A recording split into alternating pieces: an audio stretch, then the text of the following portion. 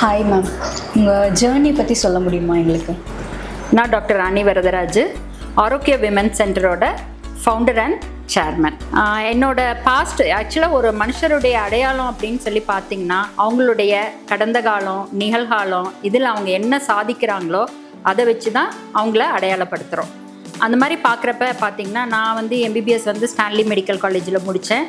அதுக்கப்புறம் மகப்பேறு மருத்துவராக ரயில்வே ஹாஸ்பிட்டலில் முடிச்சுட்டு என்னோடய பயணத்தை தொடர்ந்தேன். கடந்த ஒரு 20 வருடமாக 30,000க்கும் மேற்பட்ட கர்ப்பிணிகளுக்கு சுகப்பிரசவம் பார்த்து ஆரோக்கியமான குழந்தைகளை கொடுத்து என்னுடைய வாழ்க்கை பயணத்தை தொடர்ந்துட்டுருக்கேன்.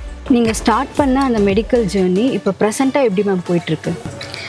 ஒரு 5 படுக்கை மட்டும் கொண்ட பிரசவம் பார்க்கக்கூடிய மருத்துவமனையாக ஆரம்பித்த அந்த பயணம் இன்றைக்கி பார்த்திங்கன்னா ஒரு 150 படுக்கை வசதி கொண்ட மருத்துவமனையாக, அதாவது பெண்களுக்கு இளம் பருவத்தினிலிருந்து முதிர் வயது உள்ள அனைத்து பெண்களுக்கும் உள்ள ஒவ்வொரு பிரச்சனைகளுக்கும் தீர்வளிக்கக்கூடிய மகளிர்களுக்கான பிரத்யோக மருத்துவமனையாக இன்றைக்கி உயர்ந்து நிற்குது. இது மட்டும் இல்லாமல் என்னோட சொந்த ஊரான ராசிபுரத்துலேயும் திரும்ப தாரமங்கலத்திலையும் இதனுடைய கிளைகளை ஏற்படுத்தி அதுக்கு தலைமை பொறுப்பு நடத்தி வருகிறேன். இந்த மாதிரியான விஷயத்தினால எனக்கு ஐஎம்ஏலேருந்து விமன் செக்ரட்டரியில் சமூக சேவை செய்வதற்காக ஐஎம்ஏ விமன்ஸ் ஜாயிண்ட் செக்ரட்டரியாக இந்த வருடம் பொறுப்பேற்றுள்ளேன்.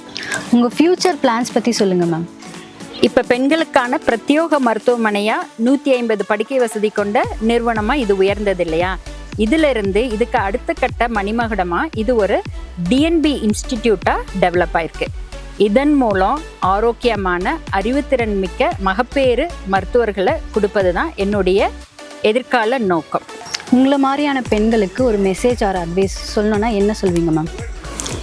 என்ன மாதிரி பெண்களுக்கு மட்டும் இல்லை, எல்லா பெண்களுக்கும் நான் சொல்ல விரும்புவது ஒரு சின்ன திருக்குறள் மூலம் அந்த கருத்தை சொல்கிறேன். அரண் ஈனும் இன்பமும் ஈனும் தீதின்றி வந்த பொருள்.